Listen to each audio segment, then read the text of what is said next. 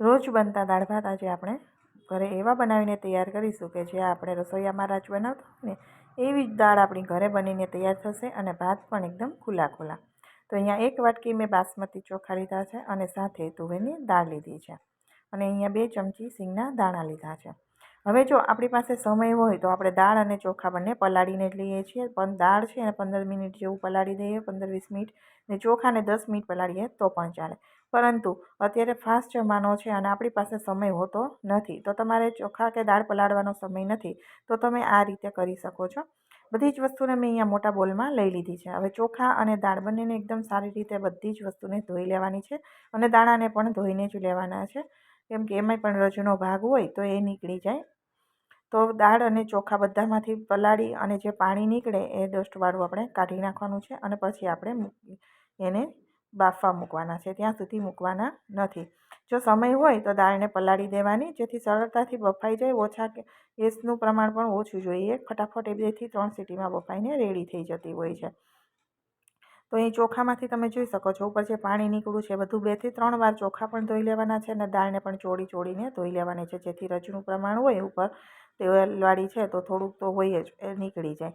તો આ રીતે ચોખા અને દાળ બંને મેં ધોઈને લીધા છે અને દાણા પણ ધોઈ લીધા છે. હવે દાણાને આપણે ગરમ પાણીની અંદર થોડી વાર માટે નાખી દેવાના છે, કેમ કે દાણાનો જે રેડ કલર છે ને એ દાળમાં જાય તો દાળ આખી આપણને કાળા જેવી દેખાય છે. એટલે ગરમ પાણીમાં થોડી વાર નાખવાથી એ પોતાનો કલર છોડી દેશે, પછી આપણે દાળની અંદર એનો ઉપયોગ કરીશું. હવે પાણી મેં ગેસ ઉપર કુકર રાખી અને 2 થી 3 મોટા કપ જેટલું આપણે પાણી અંદર નાખી દેવાનું છે. મેં 2 મોટા ગ્લાસ નાખ્યા છે અને દાળ નાખી અને થોડી વાર માટે આપણે એને ગરમ પાણીમાં એમને ઉકળવા દઈશું, કોઈ વસ્તુ નહીં નાખીએ અત્યારે. અને ભાત પણ અહીંયા સાઈડમાં આપણે ઓરી દઈશું ગરમ પાણીમાં. ભાતની અંદર હું અત્યારે સિઝન છે વટાણાની, એટલે વટાણા અને થોડું મીઠું નાખી દઉં છું. ઘણા લોકો ભાત બાફવામાં મીઠુંનો ઉપયોગ કરતા નથી. જો તમે ખાતા હોય તો થોડું મીઠું નાખવાનું, નહીં તો તમે સ્કીપ પણ કરી શકો છો. અને સાથે ફ્રેશ વટાણા અત્યારે ખૂબ સરસ બજારમાં મળે છે, એટલે નાખી અને બંને વસ્તુને આપણે મિક્સ કરી દઈશું.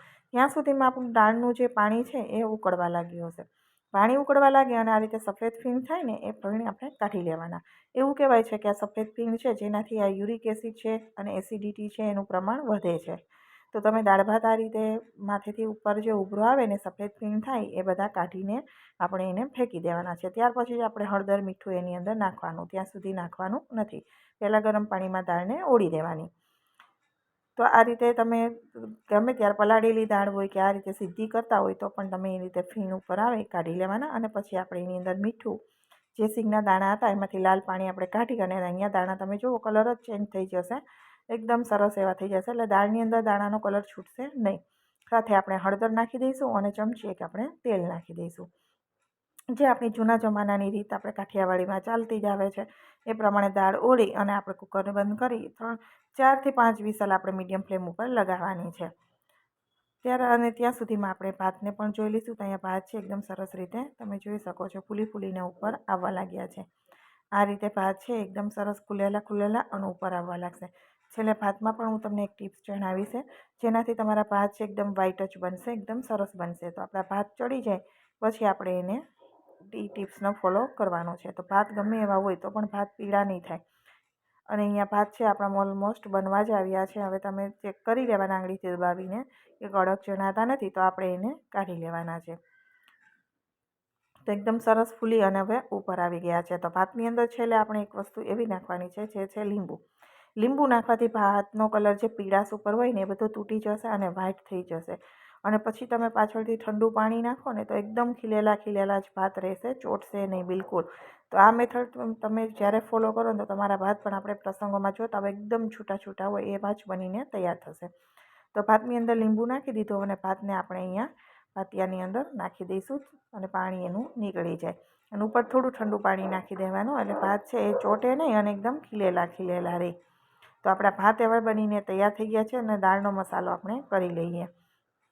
ભાતને ઢાંકી અને સાઈડમાં રાખી દઈશું. દાળના મસાલા માટે ટમેટું, મરચું અને આપણે આદુનો ઉપયોગ કરીશું. ટમેટું છે એને ઝીણું સમારી લેવાનું છે, મરચાંની કટકી કરી લઈશું અને એમાં જ આપણે આદુને પણ છીણી લેવાનું છે. હવે દાળ છે એ 4-5 સીટી થઈ જાય પછી આપણે એનું ઢક્કણ હટાવી અને જોઈ લેવાનું દાળ છે એકદમ સરસ બફાઈ ગઈ છે. તો હવે એની અંદર આપણે આ વિસ્કરથી ચમચાથી ચલાવી લેવાનું, દાણા પણ તૂટે નહીં અને દાળ એકરસ ઘાટી થઈ જાય. તો એકદમ સરસ આ ટિપ્સ છે. અને વઘાર છે ને એ આ રીતે મારશો એટલે 3 થી 4 ઘર સુધી વઘારની સુગંધ આવશે. એવી આપણી દાળ બનશે, ખાટી મીઠી એકદમ સરસ. અહીંયા દાળ છે એકદમ એકરસ સરસ થઈ ગઈ છે. હવે આપણે એની અંદર જરૂર હોય એ પ્રમાણે પાણી નાખવાનું. તમારે જેટલી ઘાટી જોતી હોય એ પ્રમાણે રાખવાનું. હું તમને આગળ કન્સિસ્ટન્સી તમે જોઈ જ શકો છો કે એવી રીતે હું દાળ બનાવું છું. એમાં જરૂર પ્રમાણે પાણીનો ઉપયોગ કરવાનો. ઘણા લોકોને પતલી દાળ પસંદ હોય તો એ પ્રમાણે પાણી નાખવાનું. હવે વઘાર માટે અહીંયા પેનમાં તેલ નાખી દીધું છે. એની અંદર આપણે આખા મસાલામાં તજ, બાદિયું, લવિંગ અને તમાલપત્ર નાખીશું. સાથે આપણે રાઈ નાખી દીધું. રાઈ ફૂટવા લાગે પછી આપણે એની અંદર ચપટી મેથી નાખીશું. તો મેથીનો વઘાર અમારા ઘરમાં બધાને પસંદ છે એટલે હું મેથીનો ઉપયોગ હંમેશા દાળમાં કરું જ છું. તમને ના પસંદ હોય તો સ્કીપ કરી શકો છો. સાથે મીઠો લીમડો, સૂકું મરચું અને હિંગ નાખી દઈશું. અને આપણે રસોઈયા જોતા હોય તો એમાં વઘારમાં ચટણી નાખે લાલ, જેથી વઘાર છે એનો એકદમ લાલ ચટાકેદાર હોય છે. આપણે લાલ મરચું નાખીએ અને તરત ટમેટાનો જે મસાલો સમારીને રાખ્યો છે એ નાખી દેવાનો, જેથી લાલ મરચું છે એ બળે નહીં અને આપણો વઘાર પણ એકદમ લાલ સરસ ચટક જેવો થાય. હવે દાળમાં બાફવામાં મીઠું નાખેલું છે તે જોઈ એ પ્રમાણે તમારે મીઠાનો ઉપયોગ અહીંયા કરવાનો. મીઠું થોડું નાખી દીધું છે અને મેં થોડો એવો ગરમ મસાલો મેં ચપટીક નાખ્યો છે. જો પસંદ હોય તો નાખવાનો, નહીં તો તમે સ્કીપ પણ કરી શકો છો. અને વઘારમાં આખા મસાલા નાખ્યા છે એટલે સુગંધ તો બહુ જ સરસ આવશે. અને હવે આપણે નાખી દઈશું એની અંદર દાળ. અને કુકરમાં થોડી દાળ ચોટી છે તો એમાં પણ થોડું પાણી નાખી અને એ દાળને પણ આપણે લઈ લેવાની છે. 1/4 કપ જેટલું પાણી આપણે એની અંદર નાખી દેવાનું અને દાળ ચોટેલી બધી લઈ લઈશું.